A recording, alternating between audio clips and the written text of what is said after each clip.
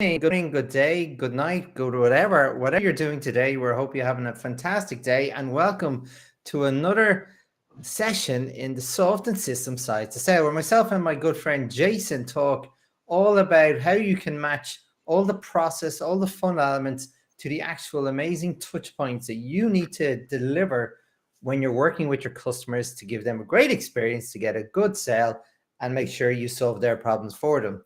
And today, myself and Jason are going to be talking about what you need to do to have a great end of year. So, with that, let's just have a chat in 2 minutes.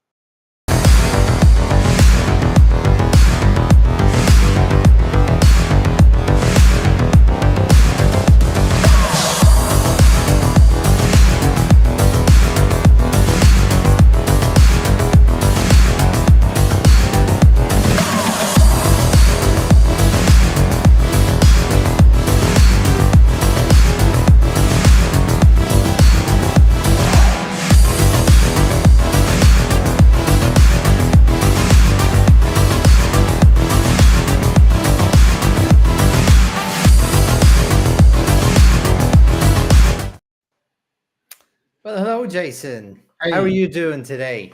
very good indeed. Thank you. I'm looking forward to this conversation because it's so very important. It's one of the things that you should be doing constantly throughout the year. And now, especially for the last quarter, we're not hit the last quarter yet, but that's what planning is all about. You do it beforehand, not panic and do it at the time and go, well, I'm going to fluff my way through this last quarter and put my finger up in the air and just see where I go. No, that's not what happens.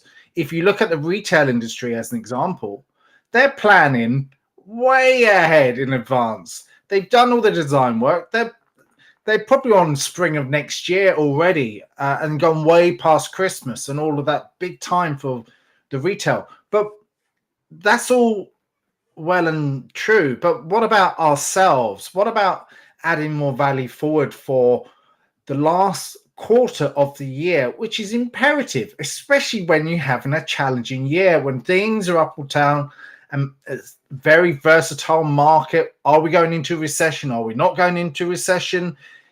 It's one of those strategies that you have to do now. If you haven't done it, listen, do it now. And I'm saying it, do it now, because if you just leave it, oh, we're all good. It's August, it's a quiet month and quite seasonal, and I know it's going to happen in the next month. How do you know? Where's your crystal ball? Where's your data? Where's your research? What has to happen for you to go out and achieve your goals, your sales for the next quarter? What has to happen? What do you need to do? Mm. It's not what at the moment, in the moment, it's now your future planning, and you should really have done it already in place. What do you think? Absolutely, Jason. And I'm gonna tell a story about a company I worked with a number of years ago. They phoned me up in November, right? The end of November. They told me they were way behind on their targets. And they asked me, could I come in and do a bit of work for them? So I went in, I had a bit of space, and I started looking at the targets, looking at the figures, and then look at what they said they were going to do versus their actual. And then I said, tell me, where did you get these figures from? Were your targets, right? And they go, well, we just put 5% on what we said we'd do last year at this time of year. I said, what makes you think you could even do that? Well, we just had a good year last year and we thought this year would be the same. And I said, well, look, first of all, you cannot predict the future unless you build it yourself. You cannot assume what worked today will work tomorrow. So to your point, Jason, the planning, yes, it should happen the previous year, but then you should be building the activities all the way through the course of the year and acting on them, tweaking them to make them better and better. So really, if I was to talk about planning at this time of year, if you've done your work all the way through, this should be a very simple job. It's really just a step back and just let's see how we can really flourish. How can we really finish this year on a high? What Mhm. else can we do for our customers? But unfortunately, Jason, that's not what happens. We have to really dig deep and go, okay, where did we go wrong? What do we need to do? How do we pick up the pieces? But then, even still, Jason, There's always the opportunity. If you plan and execute and tweak, you can deliver, because there's always opportunities to deliver more, do more, but you really have to be strategic about it and build on it. But I believe, Jason, we were talking about this just before the call, about when is a good time. I was saying I start my planning for the next year in the middle of the year. At the end of June, I start my pre-planning for the following year. And I spend a few months working on my mission, what my purpose is, what I believe is good for me inside, and then building, well, what does that look like? What do I want to achieve? How can my mission and vision align? And then build a strategy. So I think it's the perfect time now, Jason, to really step back. Anyone in a leadership role in business, to step back and figure out, how can we finish this year strong? Even take, and a big part of that for me, Jason, is take all the lessons learned that didn't go well and build forward there, learn from those mistakes, and then what worked well, do more of. What do you think? Yeah, no, I completely concur. And adding a little bit more to that is to have and design your plan with a few curveballs, because we know that there's going to be a few curveballs. A deal will fall flat on its face for whatever reason. They don't have the money, they don't have the budget, they don't have this, that, and the other until next year, and everything is in a freeze at the moment. I know a lot of companies, the big multinationals, are in a recruitment freeze at the moment. So that can affect you, and it's just a sudden thing like that. What are you going to do on top of that to just change your strategy? Or you should already have that accompanying strategy to navigate your way through that. Just say, look, okay, I planned for X amount, but maybe I need to over plan because I don't know what's going to happen. I don't have we don't know how the world is going to be. There will be some challenges down the line. Everyone said, as I already said, there will be a recession. Who knows? Hopefully it won't happen, or it's just a soft one. But expect the worst and get the best. So maybe you might need to over plan it in some ways. We weren't expecting a few years back to have COVID-19, were we? So that would have that threw everyone's planning completely out of sync. So what do we need to do to pivot? How do we need to do to pivot? A lot of people use those acronyms of SMART and all the other things. Okay, if it works, use it and utilize it, but make sure that plan is across the month, of the year, the quarter, or wherever you are. But we are talking about the most aggressive time of the year, and we have to look at seasonal challenges and changes as well. Yeah, no, totally agree, Jason. And just to add to that, as you said, we don't know what's looming in the near future. So, like, what's coming from the board of directors, from the actual leaders in the business, they're going to be saying to their sales leaders and sales managers and teams, you need to do what you got to do. You're going to have to really go above and beyond. And they could even put out this, you need to get an extra 20% on your targets to end the year, so we can build that war chest for what could go wrong next year, Jason. So for me, one of the big elements for the end of the year is protection.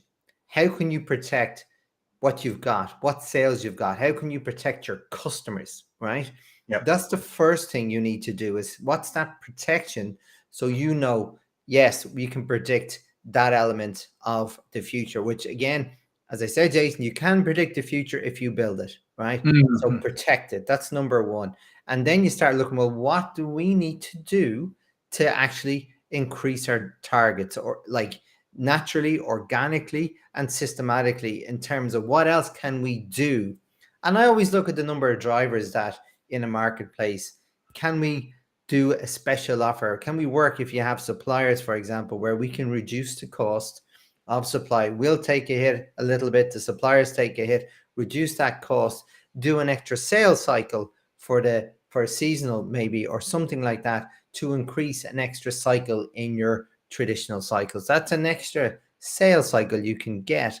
But also, Jason, in terms of, like looking at, well, if you had a product that's, say, to keep it simple, €1,000, right? What can you do to get get it to €1,200, but actually add another 40 to 50% value on top of it. So how can you increase the value at a very cost-effective price that will make you an extra 20% in your margins? So there's a lot of different things, Jason. And the resistance that I get is that we can't knock on any more doors because we've saturated the marketplace. Yeah, I hear It's that. only one part, Jason. And you need to really think outside the box. And I think this time of year is a fantastic opportunity to start thinking outside the box. I said, protect, to drive, and build forward. I always like to say, have you really saturated the market? Let me have a look at your deal book. Let me have a look at your CRM. Let me have a look at what you've done and just see how realistic it is, because we know, and I know, and I've worked with a lot of salespeople over my time, what they say is real. And then you dig a little bit deeper, you can always uncover stuff and go, well, look, you've only dealt in that area. What have you done specifically in that area that you're saturating? Oh, I've hit everyone. I've knocked on every door. I've called everyone. Have you really? Let's have a look. Oh, okay. So you've only done 40%. So your motivation is down. So let's have a look at that. And let's have a look at a strategy to actually increase your motivation, obviously one thing, but let's have a look at a way that we can package deals so you make it a little bit more attractive to the customer. Exactly what you've said, and repackage, repurpose, and again, work with your marketing teams here so that there might be an email campaign to get some soft leads coming through.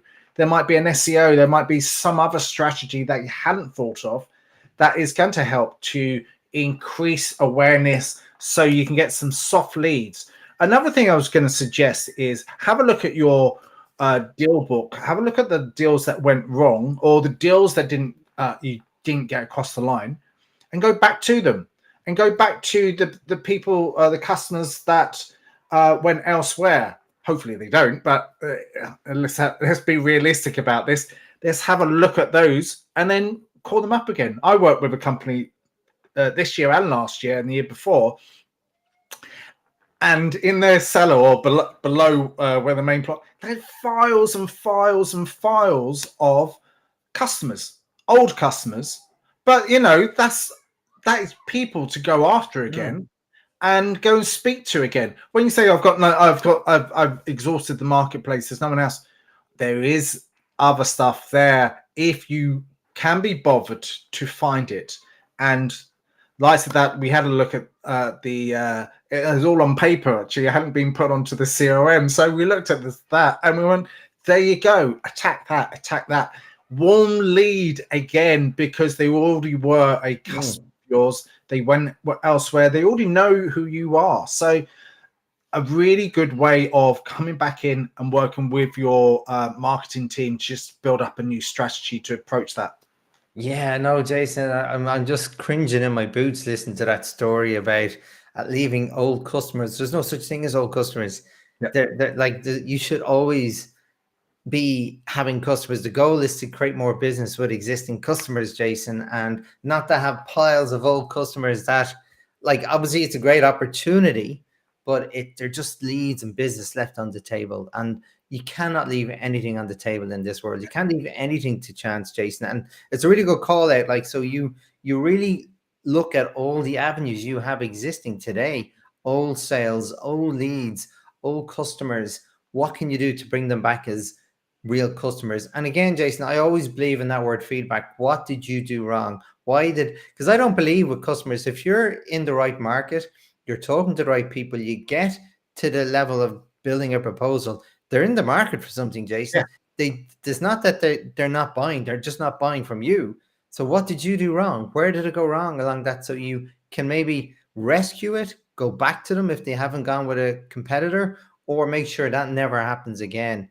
But so, Jason, there's so many things that you can do. And we're talking about the now, Jason, coming up to the end. You should be doing this every 3 months. Yeah. Like, this is, if you were doing this at the end of March, you wouldn't be in this situation now, if that makes sense. But again, anything is possible if you actually sit down and strategically, as you said, bring your marketing team in, get your sales team, get that message, do promotions, create an atmosphere, create an environment, and get more sales. But you Yeah. cannot just, as you said, put your finger. You cannot leave things to chance, because again, we don't know. Nobody. The future is. We know now, Jason. The future is not like known. We don't know what's going on. We have to make. I always say, especially you and I work for ourselves. We have to make hay while the sun shines. Yeah. You know, we can't. We if we don't do this, Jason. I know it's natural for us to do these things because we have to pay mortgages, right? Yeah, If yeah, exactly. we're not protected by a business or a team or anything. This comes naturally to solopreneurs The because there's no question choice. is, Shay, why aren't people doing this Yeah, in their teams? You get paid a comfortable salary to do stuff and to go and get sales in. But why aren't you doing this? Why they just it flabbergasts me. There are some wonderful people out there, and I'm not saying that to absolutely everyone, but it's just so important to actually do this. It's just one of those things. Bring the team in, bring your sales manager in, bring everyone in so they collaborate. And while I was thinking of that, some deals that didn't go through the line, give it to someone else to actually go and do it, and hopefully they could do the same, or tag team with someone yeah, and plan the strategy of saying, well, you got that area, I've got that area, that didn't work for me, that didn't work, let's plan to work together over the next quarter so we both achieve and our team achieves and we all achieve. So sometimes you have to, when in your meetings, it is about numbers, but if it is now that you're planning, get around for an hour, 2 hours, a day. That day is gold for you. A lot of research out there suggests that planning is only done they might just do an hour here or there in some small organizations, but it should be done consistently just to steer the ship back on track if it goes off a little bit. yeah. And I totally agree, Jason. And like, as you know, I do a lot of strategy work like yourself, Mm, and even for business strategy, and a lot of that revolves around sales, right? Because that's the lifeblood of any business. Getting of course. repeat business, having good customers, growing your customer portfolio, right? That is super important. So like, I always like, when I work with customers, when I'm doing strategy work, to your absolute point, Jason, once you build that, like as I talked about myself, my mission, my vision, then you build your strategy to stay on the line of that vision, and you're going to build your strategy to get there, Jason. You do Mm, that big exercise once, and that's what a lot of companies can do, but they forget the rest. They just think now we've done it and it's just going to magically happen. No, you have to then build that, what you believe is the right first draft of a plan to achieve, which won't be right, by the way. Then you have to build the execution and do the execution and tweak, tweak, tweak until you get closer to it, Jason. But here's the thing, when you do that and continue it, strategy becomes really easy because you've continued, like it's just the plan and the execution are just an extension of that strategy work. And then everything becomes visible. You will see if your strategy is realistic. Is it the right? Is it still valid? Do you need to tweak? And you'll do this during the course because you've built the momentum. It's just a problem that I see is they do that away day, as you talk about, Jason, which is super important. But yeah. then they just shake hands, go off, had a bit of food, a few drinks, and that's brilliant. They put it on a piece of paper. And then what I call the ostrich syndrome, they put their hand in the sand and expect it to work, you know? And that's the biggest problem I see. They don't continue that extra piece. Yeah, I think that continuous work and pivot and adjustment at all times, because you don't know what's going to happen. And again, I've seen exactly the same thing. Wonderful day out. That was excellent. Let's put it onto the CRM. But maybe every week you go, well, how are you getting on with the new strategy? What's going on? Let's have a look at the statistics. Let's have a look at the data. The data is the one that's going to give you the right information. We're all we have the technology around us, and I'm probably going to sound like the $6 million man, probably showing my age a little bit now, but we have the technology behind us to work in our favor, and we can pivot because it will tell us how well we're doing, or if we're steering slightly adrift to where we need to be.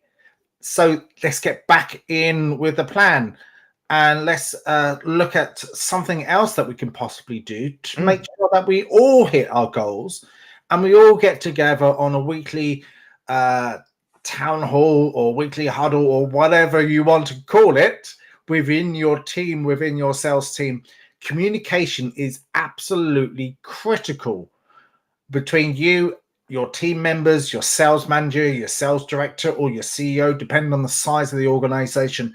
We all need to achieve, and we all need to overachieve. And I like to, when I put my plan in, I like to put it slightly higher to where I need it, actually need it. Mm. So Cool.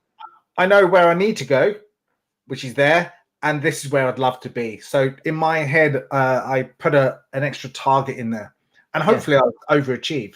Well, see, that's it, Jason. And to be honest, if I was a sales leader, if I was doing work with a sales team now, right, at this time of year, I wouldn't be waiting for the leaders of the business to come to tell me or the sales leader, you need to do an extra 20% for the next 3 months. This will be my intention with the team.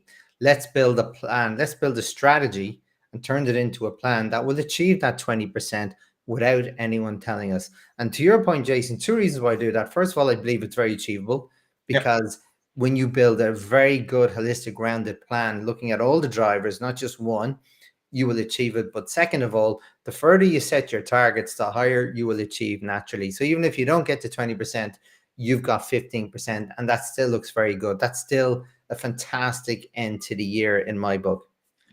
Just one last thing. It's just make sure that we come into silly season, which is Christmas. Yes. And by judging by Ireland and the UK, people switch off around middle of the month. You might get a little bit lucky at the last week towards Christmas, but people's brains, the buyers' brains, start to switch off, and they're in party mode or whatever it might be. And you just have to make sure that you have everything in a row, that you can achieve your goals, that you know that you're ahead of plan, because you know what's going to happen. It happens every year, and everyone starts to forget this. People switch off between middle of December. Well, that's a fantastic call out, and that's a really good thing, Jason. When you're doing this strategy day at this time of year, you need to build that into your equation as well. So, look, Jason, we're up on time, right? Yeah. So, if you were to sum it up in one point, right, and I'll hold you to 1 point this time, what would be the one piece of advice you would say to sales leader at this time of year? If you fail to plan, you plan to fail. There we go. There we go. Love it, right? And you kept to 1.2, right? My point is I would challenge sales leaders to look for that extra 20% over the next 3 months and work with the team, not just say, go out and do it, build a plan together holistically and collaborate well. So look, thanks, Jason, as always, for a great session. There's always so much to talk about when it comes to these conversations. There's so much in sales. I always believe sales is the hardest part of business. So much to talk about. So look, everyone, I hope you enjoyed this session, and hopefully we'll see you again this time next week for the soft and system side to sales. Thanks, Jason, and thank you.